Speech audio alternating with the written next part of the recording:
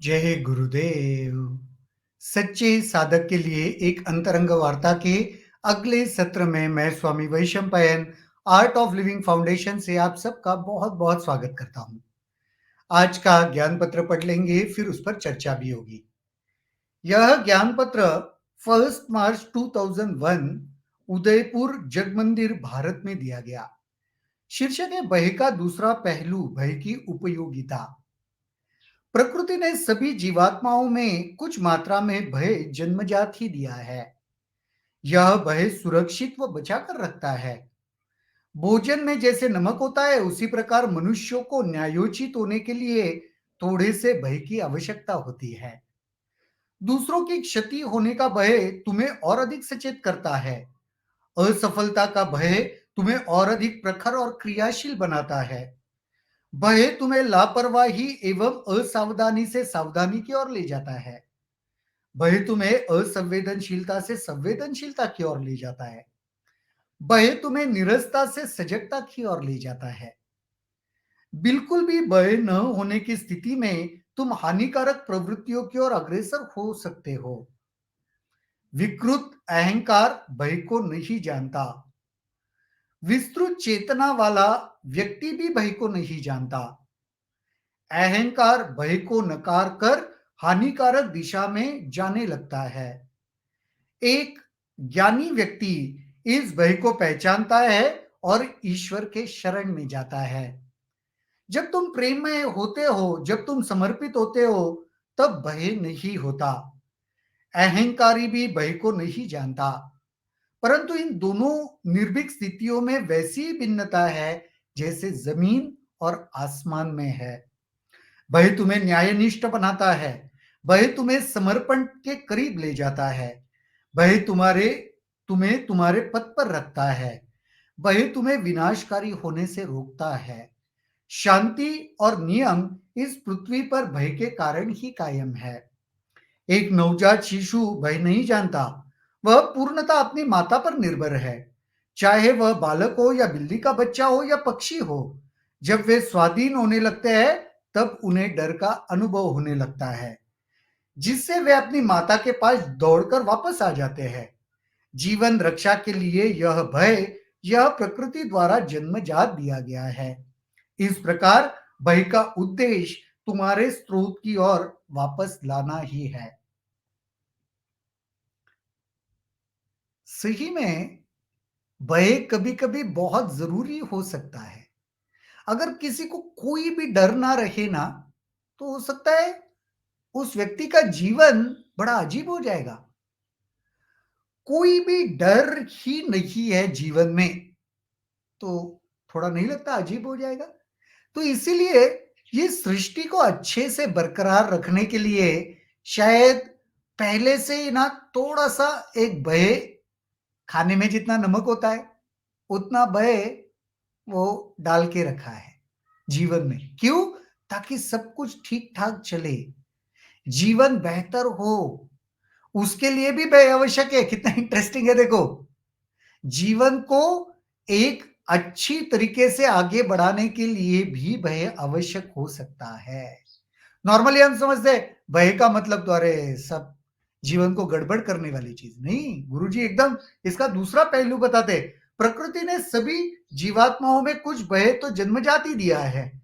यह भय सुरक्षित व बचा कर रखता है। बिल्कुल, जन्मजात जो भय है वो तुमको सुरक्षित रखता है। देखो, हाइटेड किसी जगह पे आप जाते हो, वहां पे आप कुछ भी नहीं करते, भाग दौड़ नहीं करते। क्यों? क्योंकि जीवन का एक भय है ना, सर्टन। बहुत भय नहीं है, लेकिन एक वो समझ तो है, भय की वजह से जानकारी तो है। यहाँ पे जीव को हानि हो सकती है, शरीर को हानि हो सकती है, तो आप बड़ा केयरफुली वहां से चलोगे। अगर बहुत हाइटेड कहीं माउंटेन ट्रेक पे चले गए, तो एक भीतर है ना, सावधानी आ जाती है ना उससे, भय की वजह से। वही कह रहे हैं गुरुजी। भोजन में जैसे नमक होता है, उसी प्रकार मनुष्य को न्यायोचित होने के लिए थोड़े से भय की आवश्यकता होती है। भोजन में जितना नमक है, उतना जीवन में भय चाहिए। ये याद रखो। दूसरों की क्षति होने का भय तुम्हें अधिक सचेत करता है। असफलता का भय तुम्हें अधिक प्रखर और क्रियाशील बनाता है। देखो, दूसरों को क्षति होने का भय से तुम और प्रिसिजन के साथ और प्रिकॉशन के साथ रहते हो। क्योंकि हम चाहते नहीं किसी और की क्षति हो, किसी और को कुछ तकलीफ हो, हम नहीं चाहते। उसके लिए भी आप अच्छे से सचेत, कॉन्शियस होके, अवेयरनेस के साथ सब करते हो। वैसे ही असफलता का भय तुम्हें अधिक प्रखर और क्रियाशील बनाता है। असफल नहीं होना चाहिए, उसका तो भय ही है ना। वो तुम्हें क्या करता है, एकदम क्रियाशील और प्रखर, तेज तर्रार बना देता है, ताकि तुम असफलता में ना गिरो। वही तुम्हें लापरवाही एवं असावधानी से सावधानी की ओर ले जाता है। ट्रू, वही है जिसके वजह से तुम असावधानी से सावधानी की ओर जाते हो। भय नहीं रहेगा तो कुछ भी करोगे, असावध रहोगे हमेशा, और फिर उससे तकलीफ होगी। लेकिन वो असावधानी का भय है जो तुम्हें सावध बना देता है। भय तुम्हें असंवेदनशीलता से संवेदनशीलता की ओर ले जाता है। आपको पता है, असंवेदनशील रहोगे तो जीवन में सफर आप ही को करना पड़ेगा। वो भय है ना, इसीलिए संवेदनशील हो जाते हो। भय तुम्हें नीरसता से सजगता की ओर ले जाता है। नीरसता से सजगता की ओर भय ही ले जाता है, क्योंकि नीरसता में कोई रह नहीं सकता लंबे समय के लिए। कैसे रहोगे? जीवन में रस तो ढूंढोगे ही। तो वो भय ही है नीरसता का, जो तुम्हें सजग बनाता है, रसमयता की ओर ले जाता है। बिल्कुल भी भय न होने की स्थिति में तुम हानिकारक प्रवृत्तियों की ओर अग्रसर हो सकते हो। क्रिमिनल्स को अगर देखोगे, जिनके भय मन से उठ गया ना, वो हो सकता है दूसरों के लिए भी हानिकारक बन जाए। खुद के लिए भी हानिकारक हो सकते हैं, दूसरों के लिए भी हानिकारक हो सकते हैं। विकृत अहंकार भय को नहीं जानता।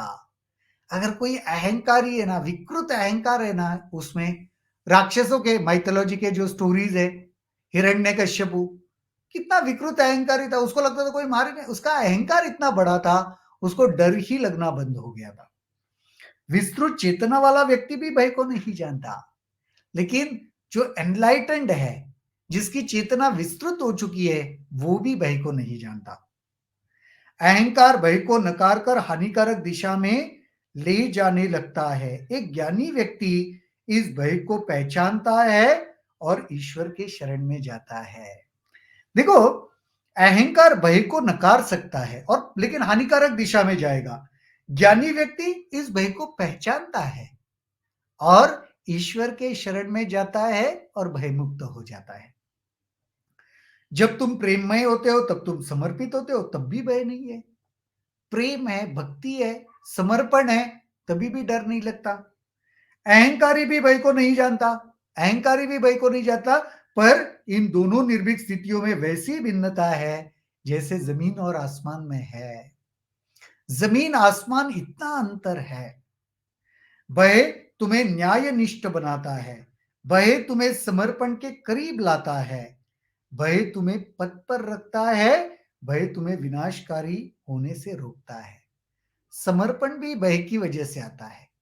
फिर तुम्हें पथ पर, जिस पथ पर तुम चल रहे हो उस पथ पर रखता है। विनाशकारी होने से तुम्हें रोकता है, वरना तुम विनाश कर दोगे, खुद का भी औरों का भी। शांति और नियम इस पृथ्वी पर भय के कारण ही कायम है। शांति और नियम इस पृथ्वी पर भय के कारण ही मौजूद है, वरना यह पृथ्वी नियमित नहीं चल सकती। एक नवजात शिशु भय नहीं जानता, वह पूर्णतः अपनी माता पर निर्भर है।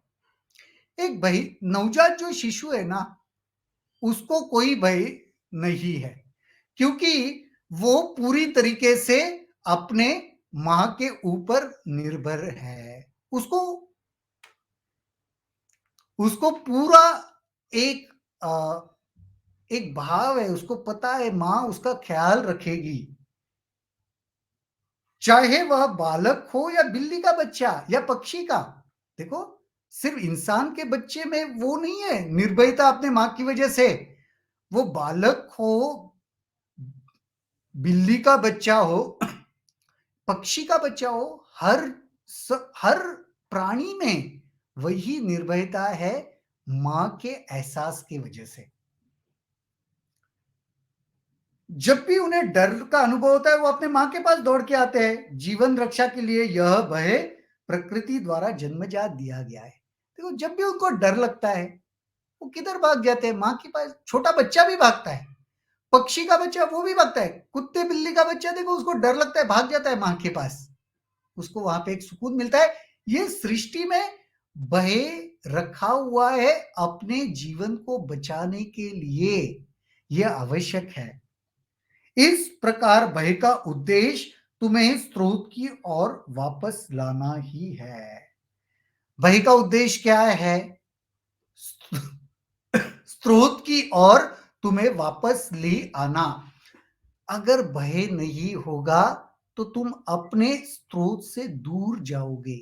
शायद तुम अपने भीतर लौट के नहीं आ पाओगे, इसलिए वो चुटकी भर भय आपके भीतर ये ईश्वर ने कहो या सृष्टि ने रखा हुआ है ताकि सब कुछ एक नियम से चले, सब कुछ एक बेहतर ढंग से चले। कितना इंटरेस्टिंग है देखो कि भय भी आवश्यक होता है जीवन में। अगर भय ना हो तो जीवन विनाशकारी भी हो सकता है ना? तो बहुत बढ़िया, आज तो हम यहीं पर रुकेंगे।